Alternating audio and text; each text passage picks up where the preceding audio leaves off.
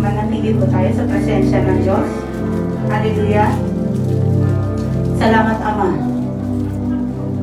Patuloy na pinaparangalan ka namin sa aming kalagitnaan. Dahil ikaw lamang ang kapuri-puring Diyos. Ikaw ang pinanggalingan ng aming mga buhay, ng aming mga hininga, O Diyos. Kaya marapat lamang na ikaw ang aming parangalan. Marapat lamang na ikaw ang aming sambahin at pasalamatan. The fruit of our lips that give thanks unto you, Lord God. Ito'y lagi namin sasambihin, Panginoon. Maraming salamat sa napakadakila mong pag-ibig. Maraming salamat sa grasya mo, O Diyos. Dahil sa grasya mo, kami ay narito. Dahil sa pag-ibig mo, kami ay may buhay, O Diyos. So sit upon your throne and we praise. At hayaan niyo ang iyong lingkod ay daluyan mo lamang ng iyong salita. I am nothing, O Lord, but you are worth more. More than words. More than what our mind can conceive, Lord God. For you are God. You are God and you alone are God. Kaya hayaan mo, Lord God, ikaw lamang siya makita, makilala pa, maunawaan pa ang napakagandang plano mo, ang ginawa mo doon sa krus ng Kalbaryo. Ang ginawa mo, Ama, na ibigay mo yung bugtong na anak para sa amin upang maranasan namin ang kaligtasan, maranasan namin ang buhay dito sa lupa para nasa langit, O Diyos. Salamat po. Sit upon your throne and we praise. In the name of Jesus Christ, we pray. Amen. Amen. Pwede na po tayong maupo. Magandang umaga po sa lahat.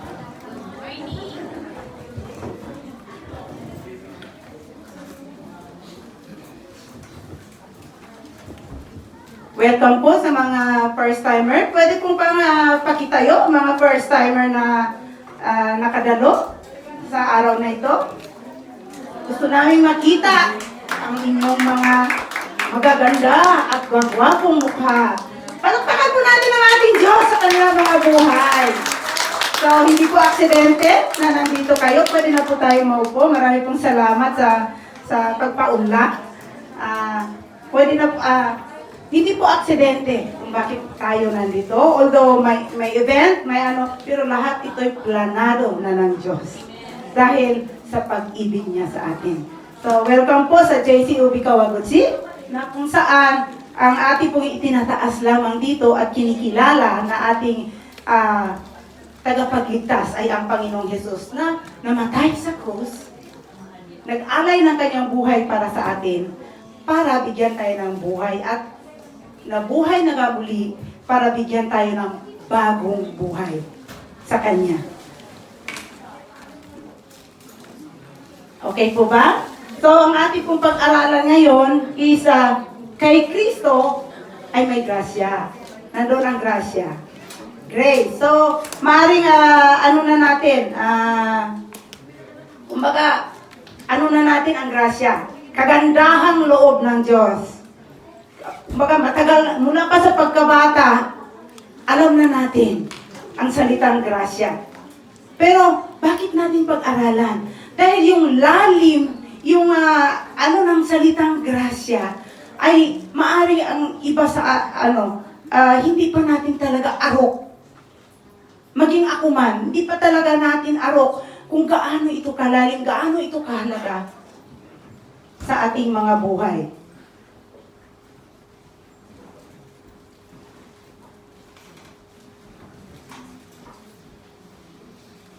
Sorry po.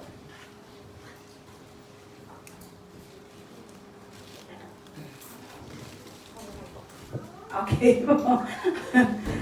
So, ang katulad ng binasa ng ating kapatid kanina nung nag-umpisa po tayo, pasensya na po, magdadalawang mata po ako. 4 na pala. Magkakaroon tayo ng lens. Para lalo nating makita. So, ganun din po, kaya natin papag-aralan para lalo nating makita at mapahalagahan ang grasya na iginawad ng Diyos sa atin.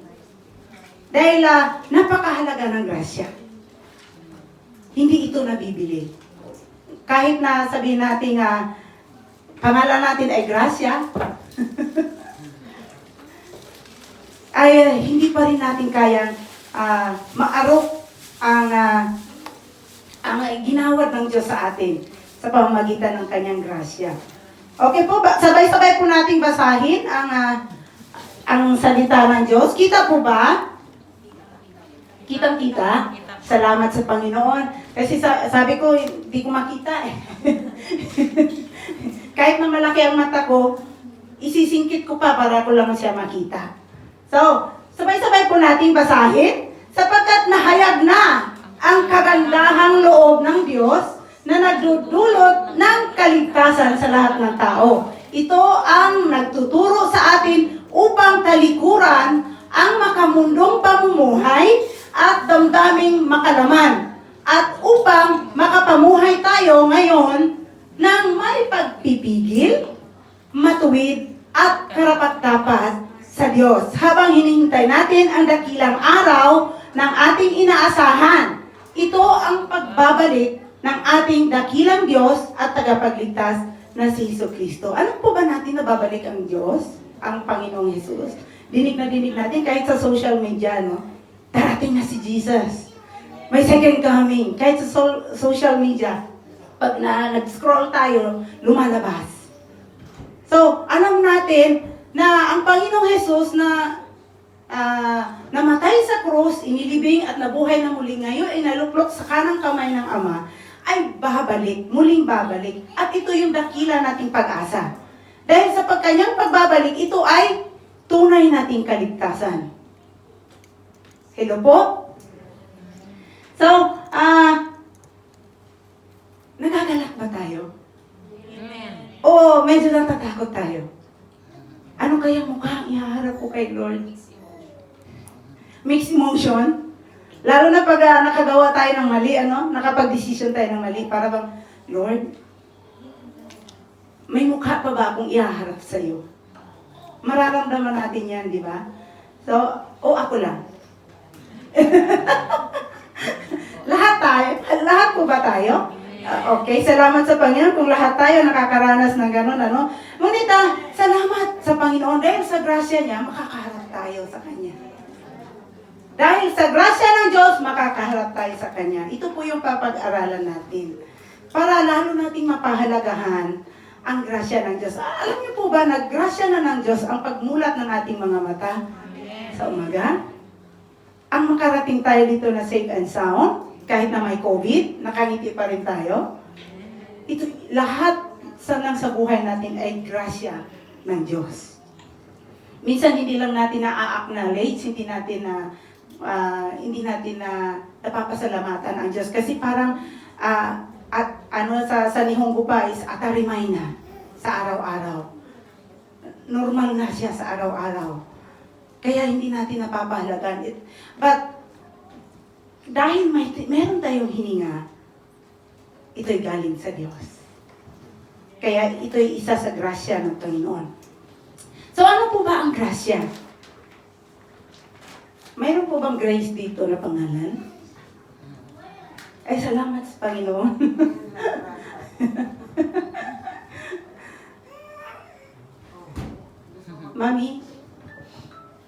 Mami, onegaishimasu po.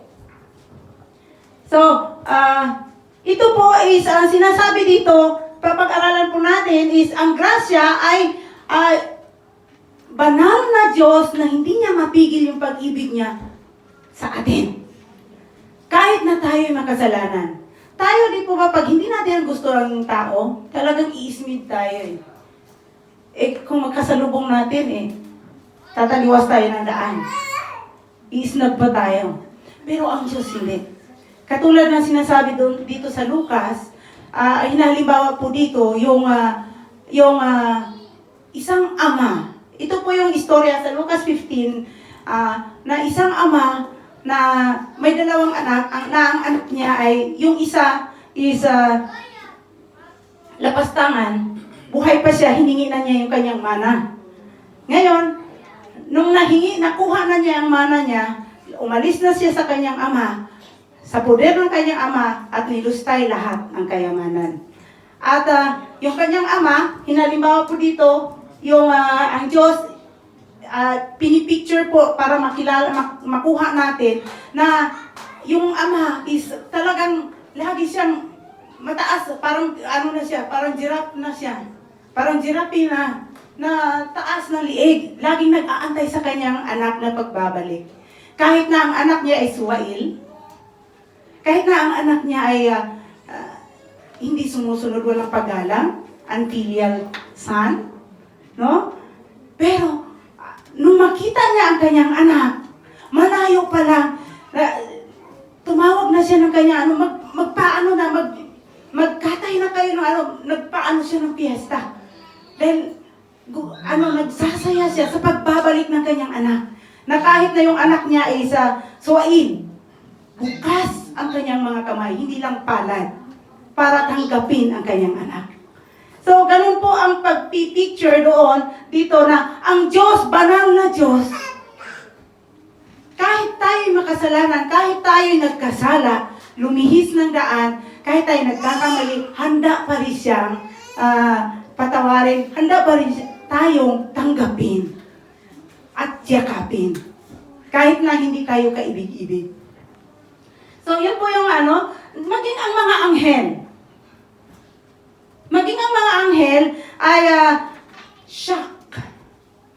Dahil nung iplanuhin pa lang ng Diyos na gawin niya ang tao, kaya nga meron tayong kaaway ngayon na hindi nakikita. Alam po ba natin na si Satanas ay dating anghel, kanang kamay ng Diyos? So, dahil sa kanyang pagre-rebelde, dahil shock siya, hindi niya malubos matanggap na mas bigyan tayo ng pahalaga ng Diyos kaysa sa kanila. Nagrebelde siya. At maging sa pagkatawang tao ng Panginoong Hesus. Nagpakababa. Diyos siya, hinubad niya ang pagka-Diyos niya. Hindi niya ginamit ang kanyang pagka-Diyos. Nagkatawang tao siya para sa atin. The lowest part, nagpakababa pa siya kaysa sa atin. A servant. Hindi siya pumunta dito sa lupa para maging hari, kundi naglingkod siya sa atin. Pinaglingkuran niya tayo. Nasa pamamagitan ng kanyang buhay, tayo ay mabayaran yung ating mga kasalanan. Yun po ang paglilingkod na ginawa ng Panginoong Hesus sa atin. So, yun po, shock po ang mga anghel. Ano ba itong tao na binigyan ng pahalaga ng Diyos? Sino ba tayo? Gawa lang ng kanyang mga kamay. In a click of an eye, twinkle of an eye, kaya niya tayong lipulin. Pero hindi niya ginawa. Dahil sa kanyang di malirip na pag-ibig, hindi natin mafatong, hindi natin maunawaan yung pag-ibig ng Diyos. Sabi nga po sa Psalms, ang pag-ibig ng Diyos ay abot-abot hanggang langit. Kayang takpan. Pag ito'y ibinaba ng Diyos, maging ang sanlibutan, maging ang galaxy, ay kayang takpan ng pag-ibig ng Diyos. Hello po. Nag-uumpisa pa lang po tayo. So, as long as we live, we will hear grace preached again and again. Di ba? Simula pa pagkabata, narinig na natin ang grasya ng Diyos. Maging sa bibig ng ating mga magulang, narinig na natin ang grasya ng Diyos. Kapag may maganda ay grasya ng Diyos. Narinig na natin. Kaya, kahit sa mga ganitong gawain, malimit nating naririnig ang grasya ng Diyos. Kahit na malimit nating naririnig, patuloy, paulit-ulit, pero lagi itong presko. Para itong yung tubig na sa sobrang init, uhaw na uhaw tayo na nagbibigay sa atin ng kaibsan.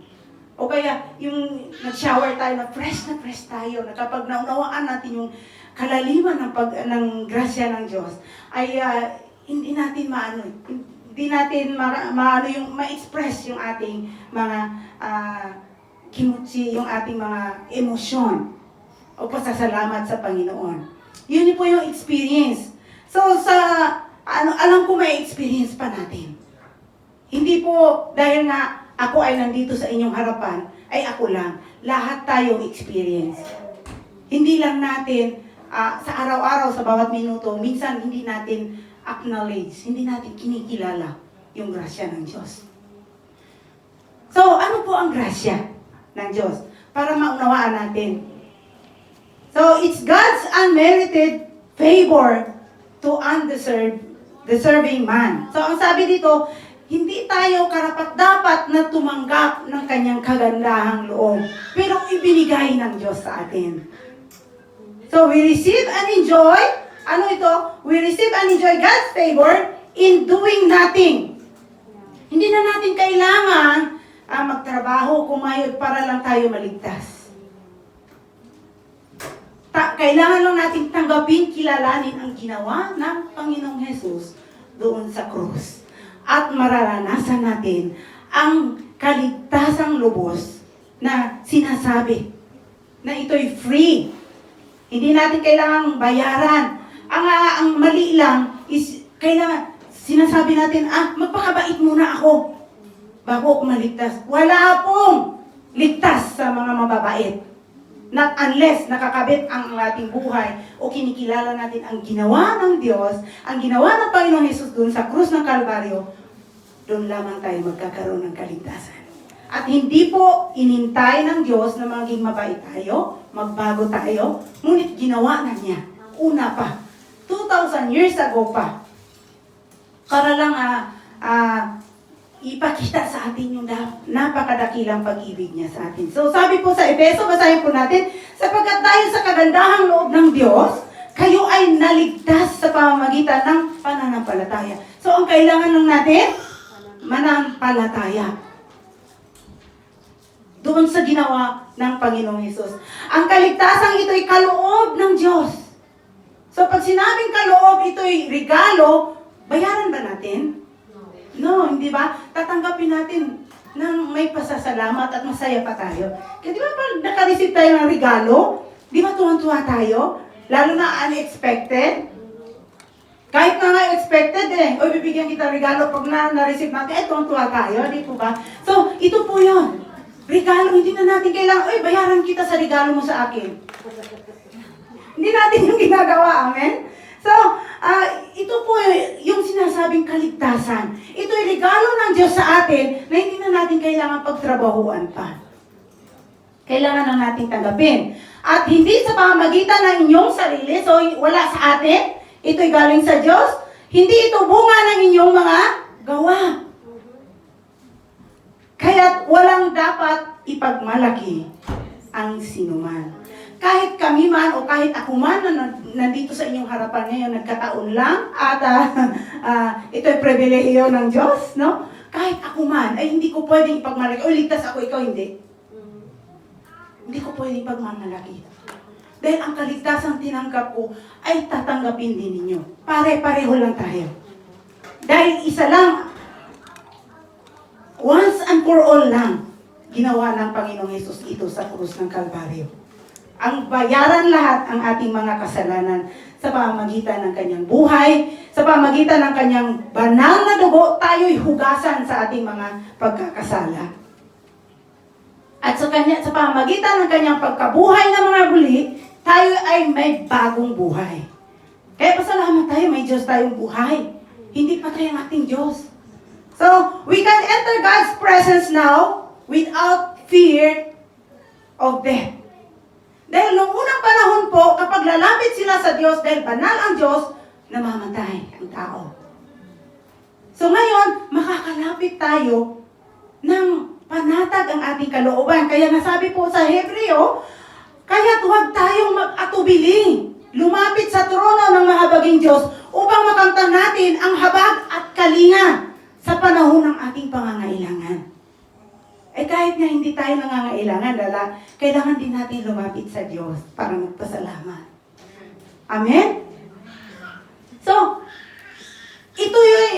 itong presence ng Diyos na ito is nakakalapit tayo anytime. Meron akong ka-rival. Salamat sa Panginoon. Ano pa bang favor na makikita natin? We can have unlimited access.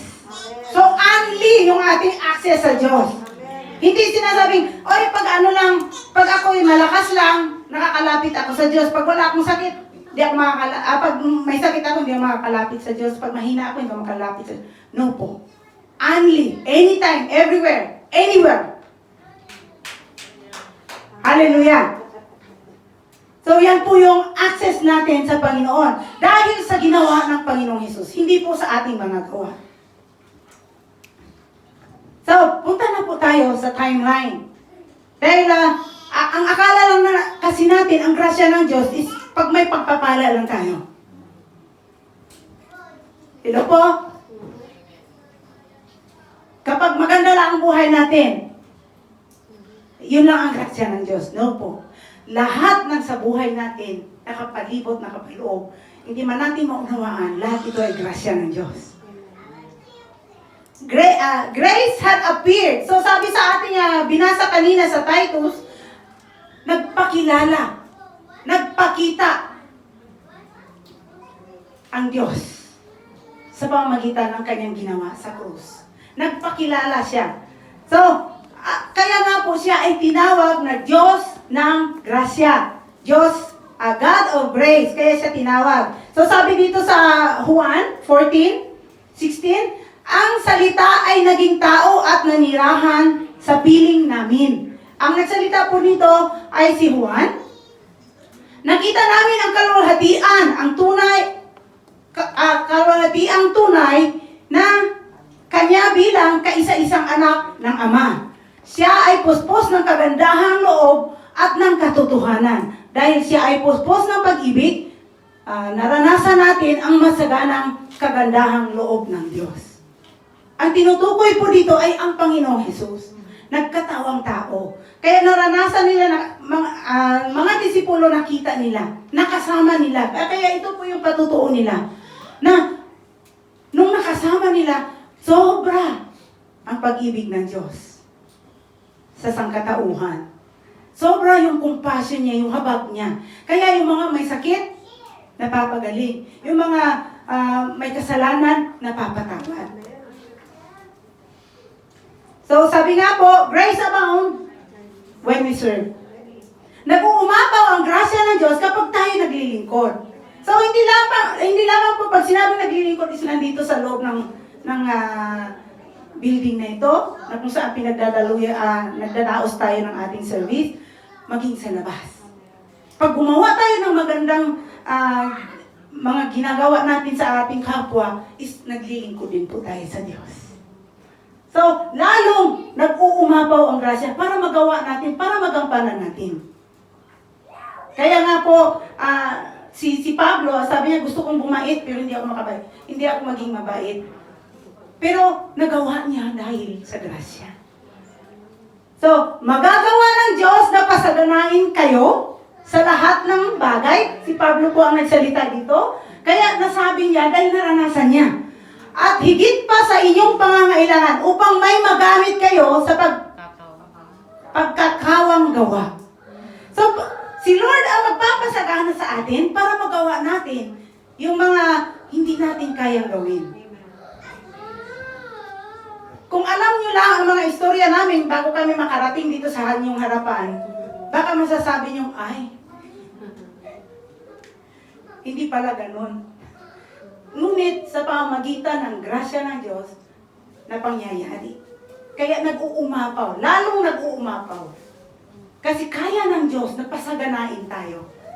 Kaya makikita natin yung iba, fearless. Wala nang takot na pumunta sa harapan at magpapatutuo. Ang Diyos na nagpagaling sa akin, ang Diyos na nagbago sa akin. Marami tayong narinig kahit sa media, di ba? Dahil nag-uumapaw yung grasya ng Diyos. Ano pa ba?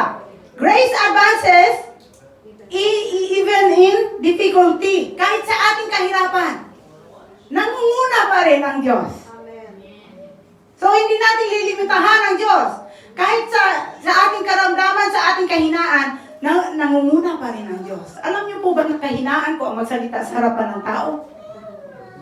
Pero nandito ako ngayon sa inyong harapan. Hindi ako makapagsalita noon pag ako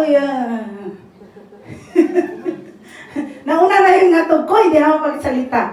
Kaya ang teacher ko, special yung sa akin, treatment para lang makapasa ako sa music, para lang ako makapasa sa ibang subject ko kasi nga hindi ako pumupunta sa harapan. Ngunit sa grasya ng Panginoon, naranasan ko. Kaya ako ngayon nandito. Even in our difficulties, so maraming bagay na nahihirapan tayo. Amen? So hindi lamang sa ating mga kahinaan, maging sa ating mga pockets, no? Sa ating mga wallet, minsan nahihirapan tayo. But then kapag nakakabit tayo sa Panginoon, kayang pag-uumapawin ito ni Lord. Kaya niyang pasaganain. And even in destitution, kahit sa karukhaan, kaya nasabi dito. Tingnan natin ang verse ng Acts 20 at sa Romans. Subalit walang halaga sa akin ang aking buhay, magawa ko lamang ang aking tungkulin at matapos ang gawain ibinigay sa akin ng Panginoon. Ang pagpapahayag ng magandang balita tungkol sa kagandahang loob ng Diyos para sa tao. Si Pablo po ang nagsalita nito, si Apostol Pablo. Nakaranas ng maraming naranasan. Nakaranas na malason, nilason, nakaranas na kagatin ng ahas, nakaranas na nga yung barko, binagyo, marami. Kaya nasabi niya, marami akong naranasan. Pero, dahil sa kagandahang loob ng Diyos, nananatili siya, maihayag. Kaya tayo nandito ngayon. Alam niyo po ba na ang halos lahat sa bagong tipan ng Bible is si Apostol Pablo ang sumulat. Kaya tayo ngayon is merong itinuturo. Dahil sa pamamagitan niya, naihayag ang kagandahang loob ng Diyos sa atin. Kaya ito'y dumaloy hanggang sa atin. At dadaloy pa sa next generation. Naniniwala po ba tayo doon? Amen. Amen. Salamat sa Panginoon. Sa Roma naman po, is nang magkaroon ng kautusan, noon wala pang law, wala pang 10 utos, 10 commandments, ano? Nung magkaroon noon, lalong dumami ang mga pasaway. Hanggang ngayon, di ba? Pag nilagyan mo ng ito, bawal, kahit nga bata, bawal, gagawin niya talaga. Pag babawalan mo, lalong gagawin. Pero, kapag walang pinagbabawal, hindi niya ginagawa. Bakit conscious tayo? Bakit pinagbabawal? Kahit bata, ginagawa. So, normal sa atin. Dahil nagkasala tayo, mga tao. Ngunit, sa pagdami naman ng pagsuway ay lalong sumasaganang kagandahang loob naman ng Diyos. Nung dumami naman ang sumusuway, lumalabag, is ibinigay na ng Diyos Ama ang kanyang bugtong na anak. Para hindi na tayo gapos ng utos, hindi na tayo gapos ng batas ng Diyos, kundi sa grasya tayo mananahan. Amen? So, ganun po kalalim ang grasya ng Diyos. Ano pa ba? Ang grasya ng Diyos ay kapangyarihan para sa mga taong hindi pa tunay na alam na sila'y may kaligtasan. Na sila'y pwedeng maligtas. Sino po ba ang sigurado na dito naligtas? So, alam ko ilan sa atin, no? Mga nag-i-amen, naririnig. Pero yung iba, ako nga ba naligtas? Medyo question mark pa sa ating mga puso't kaisipan, ano? Pero, ito'y kapangyarihan ng Diyos. Sa ating narinig na ngayon, sa ginawa ng Panginoon, hindi na natin kailangang magtrabaho, kailangan na natin kilalanin, panampalatayanan ang ginawa ng Panginoong Hesus. Tayo'y maliligtas. Ito ay pangako ng Diyos. At ito'y sigurado. So, it has power to deliver a person from sin. May kapangyarihan ito para alisin tayo sa kasalanan. Kaya marami tayong naririnig na ako'y dating drug addict. Ako'y dating patutot. Ako'y dating Magdalena.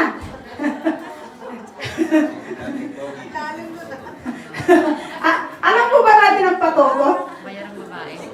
Medyo malalim yun. I-research i-research na lang po natin kasi mahirap mahirap bigkasin.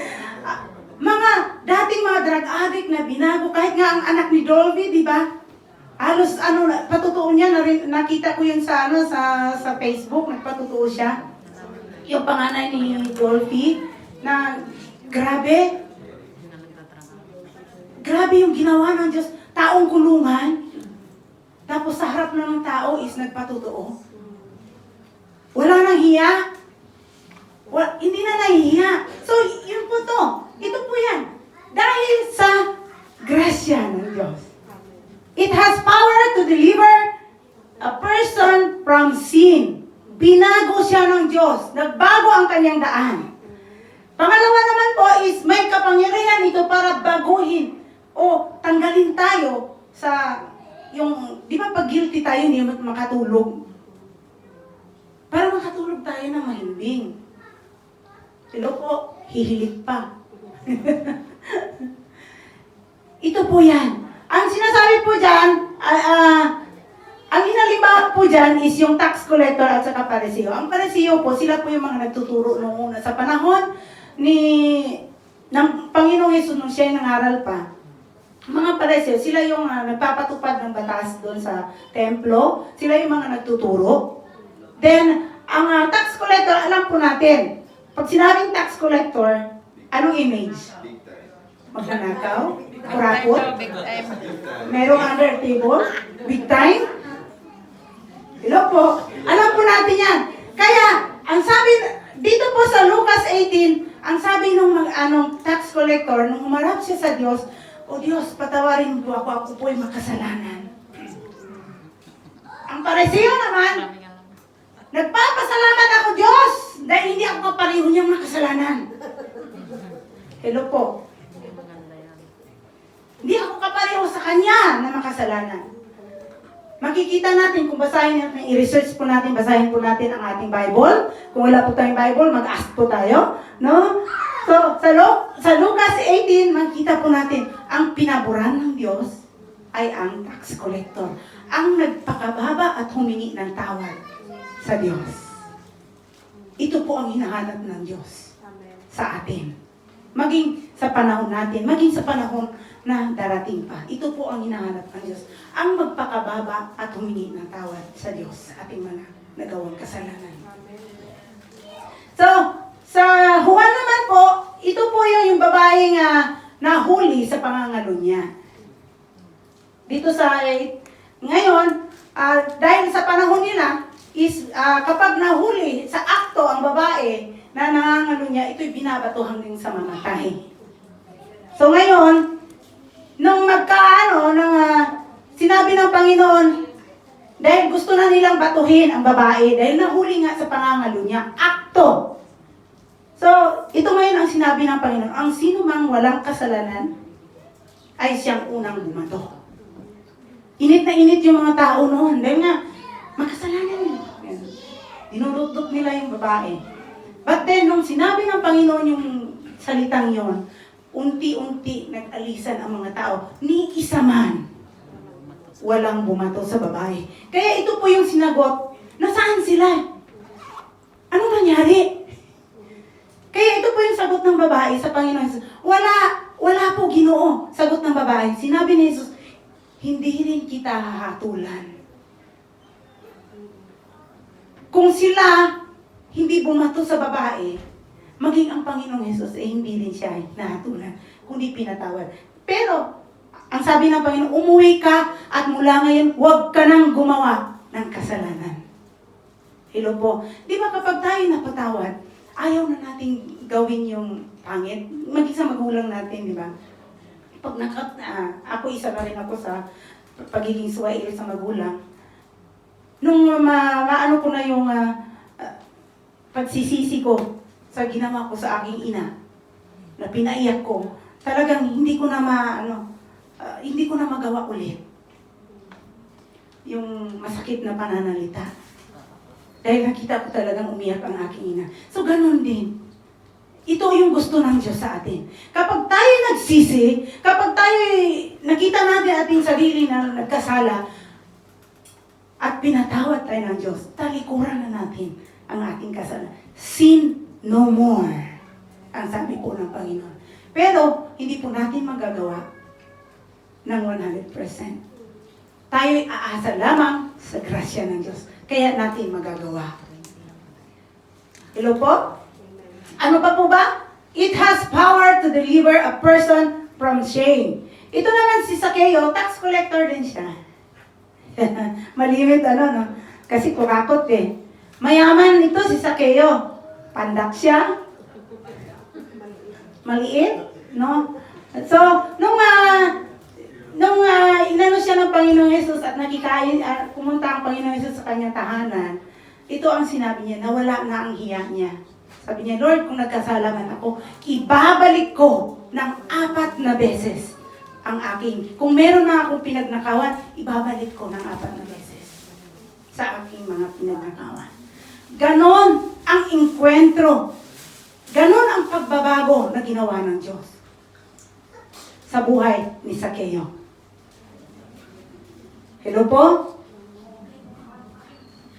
So, dito naman sa criminal, it has power to deliver a person from death. Ito naman, alam natin na ang Panginoon Jesus nung pinako sa cross, makikita natin sa mga picture, 3 cross yung nakalagay. Sa gitna, ang Panginoon Jesus, isa sa kanan, isa sa kaliwa. 2 yung sa kanya. Yung isa, kinutya ang Panginoong Jesus. Yung isa, ito yung sinabi niya. Jesus, alalahanin mo ako kapag naghahari ka na. Pareho sila nasa cross, nakapako. Pero yung isa, inacknowledge niya na may kapangyarihan ang Panginoong Jesus. Siya ay walang kasalanan, ngunit napako. Sila is talagang mga kriminal din, pero alam niya. Kaya kinilala niya ang Panginoon Jesus. Sa time na sila ay nakapako, Lord, alalahanin mo ako kapag ikaw ay naghahari na. Anong sagot kaagad ng Panginoon Jesus? Present, ang sagot niya. Hindi niya sinabing, oo, pag ako'y nabuhay na muli.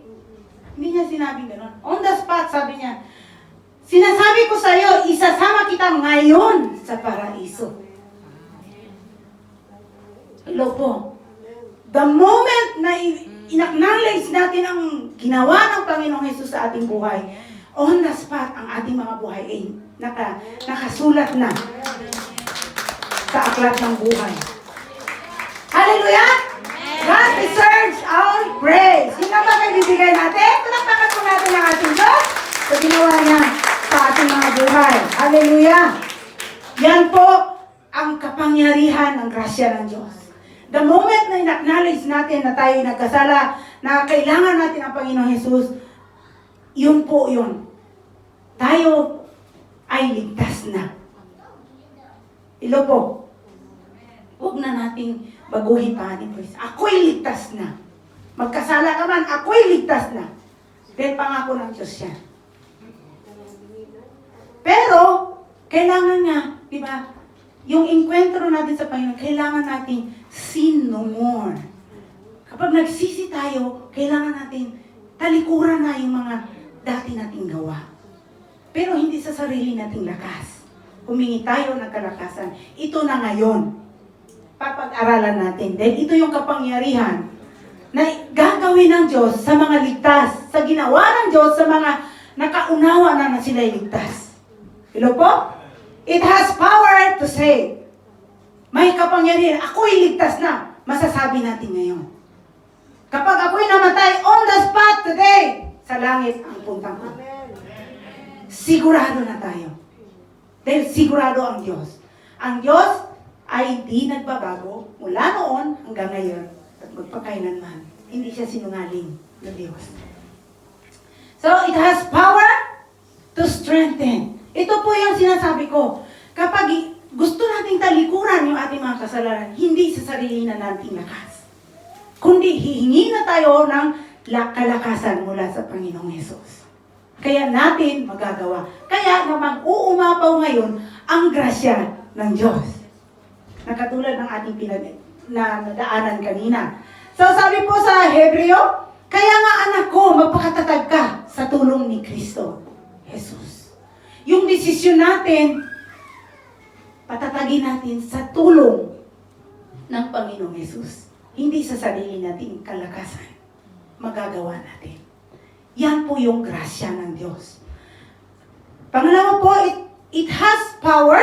Pangatlo, it has power to transform into a brand new man. Tayo yung mga binago na. Kaya na nating talikuran yung ating mga kasalanan. Kung tayo dating lasenggera, parang katulad ko, tumador. No?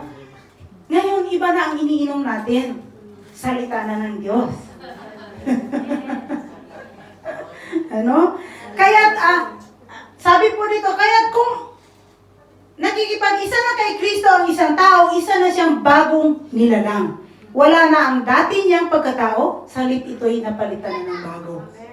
Although hindi ito instant, no, na katulad ng mga pagkain ngayon, ang daming instant, hindi po, proseso po. Huwag po nating madaliin. Hello po. So, proseso po ang pagbabago. So, kaya kailangan natin ang bawat isa para i-remind tayo, para i-correct tayo sa ating pagkakamali. Hello po. So, hindi po natin kaya mamuhay mag-isa. Kailangan natin si Lord, kailangan natin ang bawat isa. Ano pa po ba? It has power to build up. Para maitayo tayo. Kapag mag-isa tayo, katulad ng tingting, ang daling baliin. Pero pag nagiging walis na siya, ang dami. At magagamit pa natin. Ganun po, ibibuild tayo ng Panginoon sa kanyang kaharian. Para magamit tayo. Kapag tayo mag-isa, hindi natin magagawa. Dahil mahina tayo. Pero kapag kasama natin ang bawat isa, nabibuild tayo. So kaya ang sinasabi sa salita ng Diyos, at ngayon itinatagubilin ko kayo sa Diyos at sa kanyang salita nagpapahayag ng kanyang kagandahang loob, ito ang makakapagpatibay sa inyo at makapagbibigay ng mga pagpapalang inilaan sa lahat ng kanyang ginawang banal. Sa lahat ng kanyang ginawang banal. Tingnan na nga po natin, kahit sa sports, kapag nagkaisa, ang tema nga ng, although nagkaroon lang ng COVID, pati ang softball, ang tema is unity. Kapag nagkaisa ang bawat miyembro, nagtatagumpay kahit na mahina. Kahit na mahina ang team, nananalo dahil kapag nagkaisa, iisang isip. So ganun din po ang gusto ng Diyos sa atin. Kailangan natin ang bawat isa. Sabihin nga po natin sa gilid sa mga katabi natin, kailangan ko ikaw. Hindi po yung kanta, ha? Kailangan namin kayo. Hello po? Wala po ako dito sa inyong harapan para magturo kung wala kayong makikinig. Amen?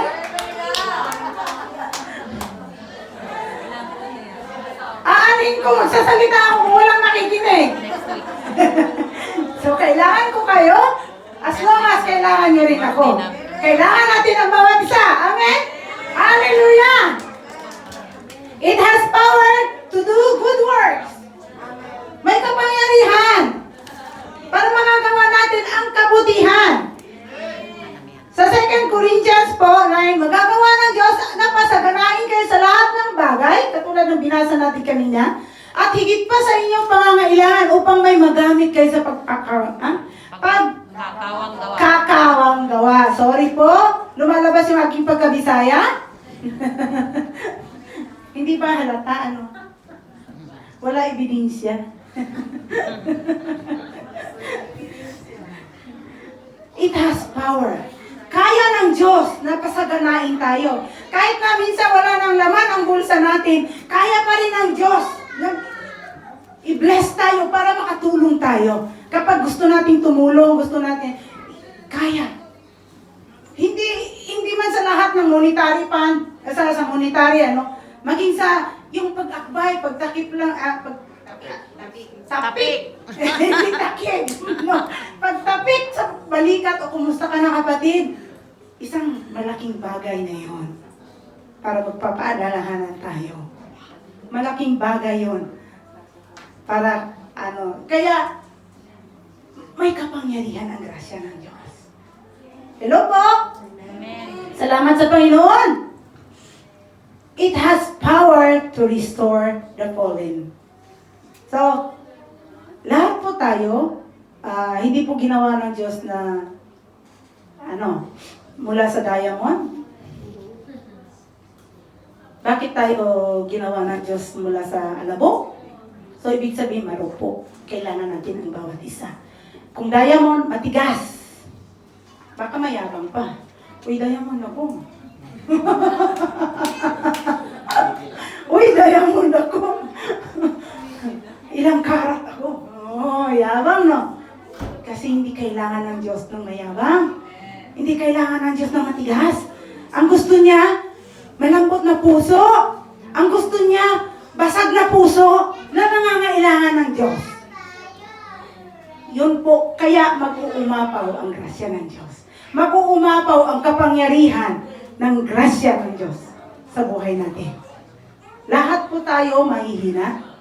Kaya nga po, di ba, alam ko, simula pa sa pagkabata, ito, natandaan ko, pinaalala sa akin, walang sino man ang nabubuhay para sa sarili lamang, di ba? Kailangan natin ang bawat isa. Para ma-restore din, baka, tingnan na lang natin, pag nagkasala isang tao, kapag walang tumulong sa kanya, tutulungan siya ng Diyos. Baka magsalita ang Diyos, oy, tutulungan kita. Baka nagkaripas na takbo yun. Hindi walang nakita. Kaya kailangan natin ang bawat isa para lukuban tayo ng Diyos para maging instrumento ng Diyos sa kanyang kabutihan. Hello po, basahin po natin ang Roma 5, 20 hanggang 21. Nang magkaroon ng kautusan, dumami ang pagsuway.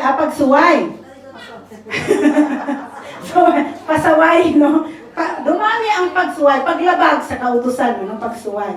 Ngunit sa pagdami naman ng pagsuway, ay lalong sumagana ang kagandahang loob ng Diyos. Kaya nga, kung paanong naghahari ang kasalanan sa pamamagitan ng kamatayan, gayon din naman naghahari ang kagandahang loob ng Diyos sa pamamagitan ng pagkawalang sala. Ito ay magdudulot ng buhay na walang hanggan sa pamamagitan ng ating Panginoong Jesus. So, ang bunga pala ay buhay na walang hanggan. Kapag may buhay na walang hanggan, may pagbabago, bagong pagkatao, bagong nilalang. Kaya masasabi nila, ako'y binago na ng Diyos. Salamat sa grasya ng Diyos. Hello po? Yan po yung kapangyarihan. I-restore tayo ng Diyos.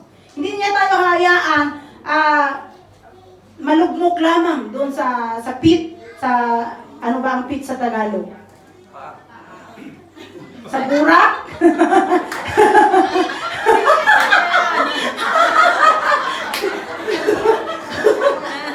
PIT po! PIT po! Panghugas po yun ng... Hindi tayo hayaan ng Diyos na kumbaga kung may manhole, nahulog tayo sa manhole. Hindi tayo niya hayaan. Kukunin niya ating mga kamay at itataas tayo. Hallelujah! Natawa si Ate Rose, nabulol ako sa sobrang kapangyarihan ng Diyos. Sa sobrang grasya ng Diyos. Hallelujah! Purihin ang Panginoon. Ano pa ba? It has the power to break the sin.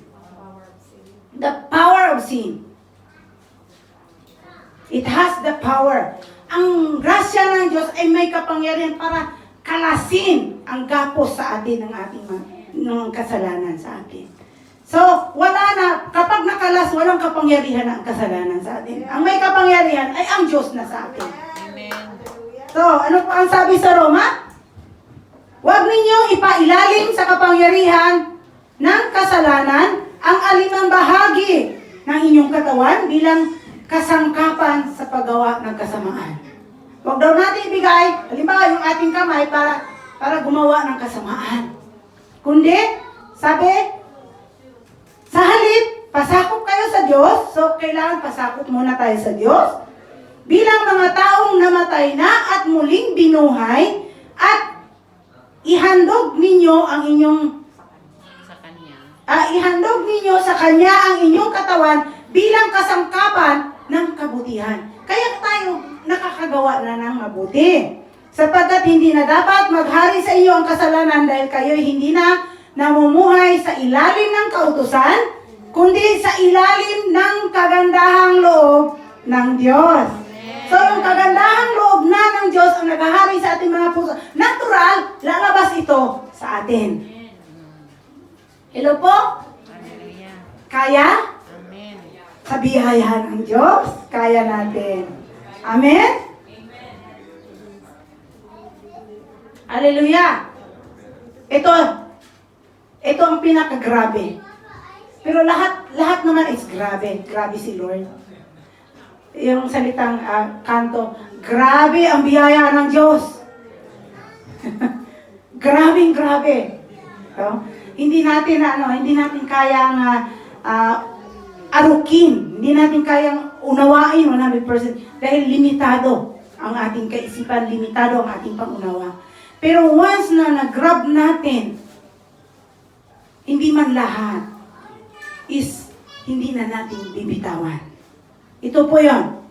It has power to perform supernatural things for God. Tingnan natin, sila ang mga apostol. Kilala ninyo si Pedro? Apostol ng Panginoon. Nung siya nagturo pa, namuhay pa dito sa lupa. Si Pedro po is mainitin ang ulo. At alam natin kung ano ang trabaho niya. Siya ay mangingisda. So, ang image na pag sinabing mangingisda, walang pinag-aralan. Pero nung panahon, nang sila'y, umakyat na ang Panginoong Jesus sa langit, at sila'y nanalangin, kasi sabi ng Diyos, manatili kayo. So, nagsama-sama silang manalangin, nang bumaba ang banal na Espiritu Santo sa kanila, nangyari, maging si Pedro, na walang pinag-aralan, ay nakapagturo ng aral ng kanyang salita. At hindi lang, kung assignment po natin, basahin po natin ang Acts. Pati anino nila, sa panahon nila noon, mga may sakit, nilalapag nila sa tabi ng daan, para pagdaan nila Pedro, pati anino ni Pedro ay gumagaling. Gumagaling yung mga may sakit, gumagaling yung mga sinasapian ng demonyo. Hello po? Parang hindi natin ma-imagine, Ganon ba makapangyarihan si Pedro? Hindi po si Pedro. Kundi yung kapangyarihan sumakay Pedro. Ang banal na Espiritu, ang pagkapuspos ng Espiritu Santo. Ang kapangyarihan ng Diyos na kumikilos sa pamamagitan ni Pedro. So pwede rin mangyari sa atin na sa kapangyarihan ng Espiritu Santo, kapangyarihan ng Diyos na kumikilos ngayon sa atin, ay pwede tayong magamit ng Diyos. Hello po? Hindi natin ma-imagine, Ay, parang ayaw ko, tatakot ako. Hindi po. Kung sila Pedro po, kung ang mga apostol po sa panahon nila ay nagkaroon ng lakas ng loob, ganun po ang mangyayari sa atin. Kikilos at kikilos, handa lang natin ang ating mga puso. Bigay lang natin ating mga puso sa Panginoong Jesus, kayang kilusan ng Diyos. Ipataw lang natin ating kamay sa mga may sakit. Ipanalangin, gagaling. Naranasan po namin. Tuwing umaga po, patutoo lang po konti. Tuwing umaga po, nagpiprayer po kami na mga ilan sa mga kapatiran, not to mention their names, na Sa tuwing nananalangin kami tuwing umaga, maraming sinasagot ang Panginoon sa panalangin. Sa aming mga aming dinudulog sa panalangin. So hindi po yun sa kapangyarihan namin. Hindi po yun. Kundi sa kapangyarihan kumikilos. Dahil gusto ng Diyos. Naggagalak ang Diyos na ibigay ang lahat-lahat sa Kanya. Ultimo anak niya, ibinigay sa atin. Ultimo buhay na Panginoon Jesus ibinigay sa atin. Ganon kagalak ang Diyos na ibigay sa atin yung pagpapalang gusto niyang maranasan natin. Hello po. Kaya ng Diyos na kilusan tayo. Hindi po malilimitahan ang kapangyarihan ng Diyos. Kapag handa lang ang puso natin na ibigay sa Panginoon yung ating mga buhay. Hello po? Medyo mabigat? Sige po, tatapusin ko na po. Baka umiyak tayo. Medyo mabigat, ano? So, tatapusin ko na po. Salamat sa Panginoon. Because of the grace we receive in Christ, kaya po na ibuhos ang grasya dahil sa ginawa ng Panginoong Jesus doon sa krus ng Kalbaryo. Kaya po na ibuhos ang grasya. The saved person had the potential to do great things and perform confidently without fear. Ito yung sinasabi ko. Kapag tayo'y kinasihan na ng Diyos at kapag binigay na natin ating buhay sa Diyos, kaya ng Diyos nakasihan tayo at magamit tayo. Maging instrumento ng Diyos. Kaya makikita natin fearless yung mga kita natin si Brother JR kanina kumakanta. Walang takot. Kahit pa nga siguro lumihis yung boses niya. Walang takot yun. Ngunit salamat sa Panginoon. No? Oh, yeah. Walang takot. Ganon po ang kapangyarihan ng grasya ng Diyos. Hindi natin lubos maunawaan, pero tanggapin natin. Pasalamatan natin ng Diyos at unti-unti niyang bubuksan sa atin. Grace is so powerful. Hindi po si Grace, wala naman pong Grace dito, salamat sa Panginoon. Grace, ang grasya ng Diyos is so powerful and it is the power of God bestowed, ibinigay sa atin to do beyond sa ating mga inaasahan, beyond sa ating mga inaasahan, beyond, higit pa sa ating mga hinihiling. Kaya makikita natin yung iba, mga nagpapatuto, hindi ko pa nga hiningi sa iyo, Lord, ibinigay mo na. Iniisip ko pa lang, minsan, parang yun ang gusto ko. Pero kinabukasan, ibinigay na ng Diyos. May mga nagpatutuo ng gano'n. It's because the Lord delights to give all His blessing unto us. Gusto ng Diyos iparana sa atin na dito man sa lupa ay langit din. Hello po? Kahit na may COVID, hindi tayo matatakot. Kaya tayo nandito. Ayun ay grasya ng Diyos. Amen? Papurihan natin ang Diyos. Hallelujah! Because of this, we are not only encouraged to grow in grace, but multiply in grace. Kailangan lang natin unawain pa. Kailangan pa natin saliksikin pa. Ano ang nakapaloob kahit ako man? Aaminin ko sa inyo. Nagtuturo ako ngayon sa inyo, sa inyong harapan. Instrumento ng Diyos. Ako man, hindi ko maarok.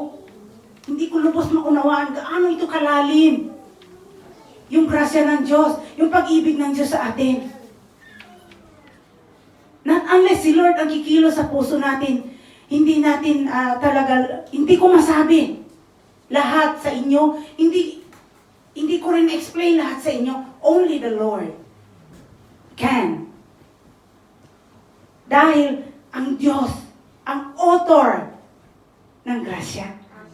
Ang Diyos, ang author ng pag-ibig. Siya ay Diyos ng pag-ibig. Siya ay pag-ibig. Hallelujah! Basahin po natin Pangalawang Pedro. Ito po yung sinasabi, sumagana nawa sa inyo ang pagpapala at kapayapaan ng Diyos. So sa pagkilala natin sa Diyos, sumagana nawa ang kapayapaan ng Diyos sa pamagitan ng pagkakilala sa Kanya at sa ating, mali ang pagkabasa ko. Sa pamamagitan ng inyong pagkakilala sa Kanya at sa ating Panginoong Hesus. Then, pangalawang Pedro 3:18 na po, magpatuloy tayo. Kung ano yung narinig natin ngayon, bulay-bulayin natin. Kung ano yung naunawaan natin sa ginawa ng Panginoon, bulay-bulayin natin. Hingiin natin sa Panginoon, Lord, na maunawaan ko na magbubunga ito ng pasasalamat mula sa puso, mula sa ibuturan ng ating puso. Magbubunga ito ng pasasalamat sa Diyos. Yung grasya na ibinigay niya, yung kabutihang ginawa niya dun sa krus. Kasi matagal na nating alam. Mula pa sa pagkabata, mga Pilipino tayo, alam natin. May Japanese po ba dito? Kahit nga hapon, alam nila. Kilala nila ang Panginoong Hesus na namatay sa krus. Alam nila ang Bible. Pero hindi nila naunawaan yung grasya, yung nakapaloob nito. Gaano ito kahalaga sa buhay natin. So wag po nating hayaan mawala. Pahalagahan natin ang ginawa ng Diyos sa ating mga buhay. Tumayo po tayong lahat. Pasalamatan natin ang ating Diyos. Hallelujah! Yun lang pa po ba ang maibigay natin pasasalamat sa Panginoon Jesus? Hallelujah! Salamat po, Panginoon Jesus. Salamat po. Salamat sa grasya mo. Salamat sa di malirip mong pag-ibig sa amin. At tunay nga po, hindi man namin kayang arugin ang aming kaisipan. Ngunit sa puso, Lord God, itatatak mo ito sa aming mga puso. At hindi na namin ito bibitawan. Maraming pong salamat, O Diyos. Purihin ka sa iyong salita. Salamat sa iyong ginawa. Salamat, Ama, na binigay mo yung bugtong na anak. Na sinabi mo sa iyong salita, Lord God, ganun na lamang ang pag-ibig ng Diyos. Kaya mo binigay ang iyong bugtong na anak para sa amin. Gayon na lamang ang pag-ibig mo, Panginoong Jesus. Kaya mong ialay ang buhay mo doon sa krus para lang bayaran ang mga kasalanan. Sino nga po ba ang tao, O Diyos, para alayan mo na gano'n kadakila pag-ibig mo? Hindi namin kaya unawain, Lord God. Ngunit salamat dahil sa pangunawa na ibinigay mo, inilagay mo sa aming mga puso, ay magbubunga ito ng pasasalamat sa lahat ng iyong ginawa sa amin. Purihin ka at hayaan mo patuloy na ang pasasalamat ay patuloy na magbubukal ito mula sa aming mga puso sa lahat ng iyong ginawa sa amin. Salamat po sa iyong salita, salamat sa grasya, salamat sa pag-ibig. Salamat po lalo Espiritu Santo sa patuloy na pangunguna mo at sa kapangyarihan kumikilos sa aming kalagitnaan. Salamat po dahil ikaw po ang aming Diyos. Wala po kami ibang itinataas sa lugar na ito kundi ikaw lamang. Ang pangalan ng Panginoong Jesus lamang. Dahil sa iyo, Panginoong Jesus, kami ay may kaligtasan. At walang ibang pangalan na ibinigay ka, O Diyos. Kung dito sa silong ng langit, dito sa lupa, O Diyos, kundi sa pangalan mo, Panginoong Jesus, kami ay may kaligtasan. Salamat po, dahil ang aming pangalan ay nakakabit sa iyo, Panginoong Jesus, kami may kaligtasan. Salamat sa lahat ng ito, Lord God. Kulang ang salita, kulang ang aming mga buhay upang pasalamatan ka. Ialay man namin ito, O Diyos, kulang pa rin upang pasalamatan ka sa lahat ng iyong ginawa. Ngunit, tanggapin mo ang aming mga pasasalamat. Tanggapin mo ang aming papuri. Tanggapin mo ang aming pag-acknowledge sa iyong ginawa sa amin, O Diyos. At patuloy kang makapangalan. Sa ngalan ni Jesus, itong aming dalangin. Amen. Amen. Na-bless po ba kayo sa message ng Lord sa araw nito? It is all about grace, no? Napakabuti po ng Diyos sa buhay natin ngayon. At tayo po ngayon dadako na sa ating pinakahihintay, yung ating pong pagbibigay sa ating Panginoon. Sabi nga po ng natin, narinig natin na God is good all the time. And all the time, God is good. Kahit po baliktarin natin yan, mabuti po ang Diyos. Tayo po ay nagbibigay sa Diyos dahil mabuti siya. Hindi po I am good, no? Dahil God is good, kaya po tayo nakapagbigay sa Kanya. Bago po tayo magpatuloy sa pagbibigay, gusto ko pong i-share yung kwento ng isang pastor at ng isang kapatiran o isang church member. Sabi po ng pastor sa church member, no, sa kapatid. Sabi niya, kapatid, kung ikaw meron 10 million ngayon at meron ka na lang 24 hours na mabubuhay, anong gagawin mo sa 10 million mo? Sabi nung kapatid, ang bilis sumagot eh, Pastor, isi-share ko po sa church. Kasi 24 hours lang naman ang buhay ko eh. Bakit hindi ipagdadamot ko pa? No? Ibibigay ko po sa church lahat. Sabi nung pastor, praise God, sabi po nung pastor. Ngayon sabi ni pastor, paano kung baguhin ko yung tanong? Paano kung bigyan kita ngayon ng 20 years para mabuhay pa? At may 20 million ka. Ang sagot ni kapatid, pastor, ibang usapan na yan. Kasi syempre, may 20 years pa ako, i-enjoy ko muna yung buhay ko. Bibili ako ng kotse, ng bahay, magta-travel ako sa ibang bansa. So, ano po yung makikita natin dito na message ng Lord, no? Sa pagbibigay po, no, tingnan po natin yung ating Diyos, yung kung gaano po siya kabuti sa atin, yung goodness niya everyday. Kasi hindi lamang po ito sa usaping finances natin o pangangailangan natin. Tingnan po natin yung araw-araw na tayo ay nabe-bless ng Lord. Sabi nga po ng turo kanina, no, sa biyaya ng Lord, no, sa grace lahat ng Lord ang gagaling. Kung tayo po ngayon ay may magandang trabaho, tayo po ngayon ay tinaasan ng ating satyo, dahil yun sa Lord. Dahil yun sa pagpapala ng Panginoon. At sabi nga po sa Proverbs 3, verse 9, honor the Lord with your wealth and with the best part of everything you produce. So, yung po palang trabaho natin, yan galing sa Panginoon. Pagpapala po sa atin yan, di po ba? Yung work natin dito sa Japan. Pero, na-honor po pala ang Lord kung ibabalik natin sa Kanya ito. So, ang tingnan po natin dito, yung kabutihan ng Diyos na meron tayo araw-araw, mabuti ang Diyos dahil malakas ka pa ngayon, nakakapagtrabaho ka. Mabuti ang Diyos dahil masaya kayo ng pamilya mo, kasama mo siya ngayon dito. Mabuti ang Diyos dahil buhay pa tayo ngayon. Amen po? So, alam ko po, ready na po kayo, gutom na po kayo, pwede na po tayo magbigay. Amen, hallelujah!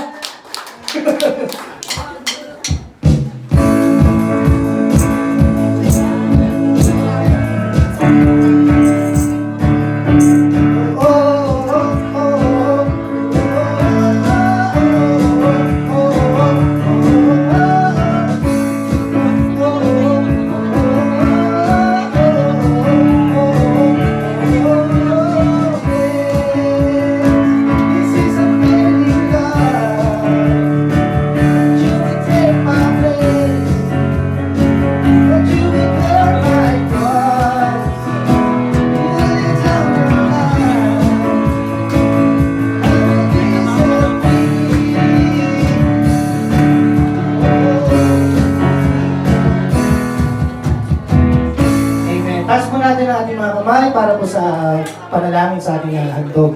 Aming Ama, maraming salamat Panginoon sa lahat ng ito, O God, na iyong binigay para po sa aming tithes and offering, O God, o aming handog sa iyo, O God, sa araw nito, O God. Maraming salamat Panginoon sa bawat puso, bawat anak mo, Lord, kaya tunay, Lord, na tinataas ang pangalan mo, Panginoon, at tunay, Lord, na nagpapasalamat sa lahat ng pagpapala mo, Panginoon.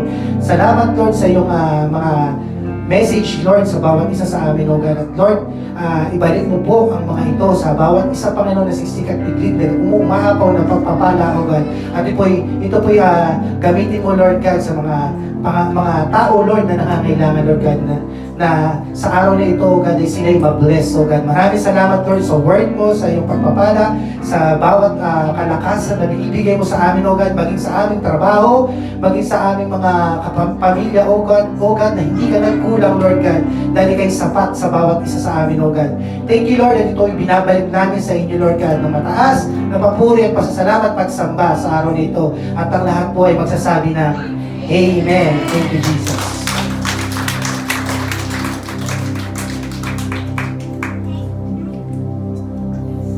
Tumayo po tayong lahat. Yes, Lord, kayo po yung po. Yes, oh God. Hallelujah. We exalt your name, Lord God. We praise you. Hi, Lord God. Pinasasalamatan ka namin, Panginoon, at dinadakila. We are overwhelmed, Lord, by your abounding grace, by your unlimited grace, and your never-changing grace, Lord God, sa buhay ng bawat isa. I thank you, O God. And I pray, Lord God, that the seed of your message sa puso po ng bawat isa, that may it grow, Lord, deep-rooted in our heart. Sa paglabas namin, Panginoon, our life will never be the same again. Because from now on, Lord, kasama ka namin, your presence and your guidance. Lord God, we cannot thank you enough by words, Lord. Sa buhay po ng bawat isa, Panginoon, sa patuloy po ninyo, Lord, na paggabay sa amin with your divine protection, Lord God. I pray, Lord, na panatilihin at hindi magmamaling, Panginoon, the presence, Lord God, sa aming buhay, Lord, every day of our life, Panginoon. I ask, Lord God, for your abounding blessing, Panginoon, sa buhay ng bawat isa, through their finances, Lord God, through their words, Lord God, within the family, Lord, the overflowing love, Panginoon, overflowing peace, Panginoon, overflowing understanding, Lord, that only comes from you, Lord God. Manatili po sa puso at buhay ng bawat isa.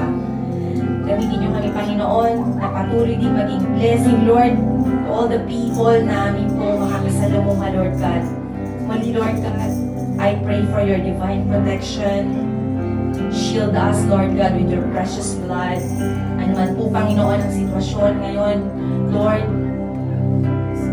i-reveal niyo po, Panginoon, na sa bawat oras ng aming buhay, there is hope, Lord God, that the new beginning, Lord God, will come soon. Maraming salamat muli, Panginoon, at itinataas po namin muli ang pinakamataas na papuri at pagsamba ng may kababaang loob sa pangalan ng iyong anak na si Jesus. Amen. Thank you, Lord.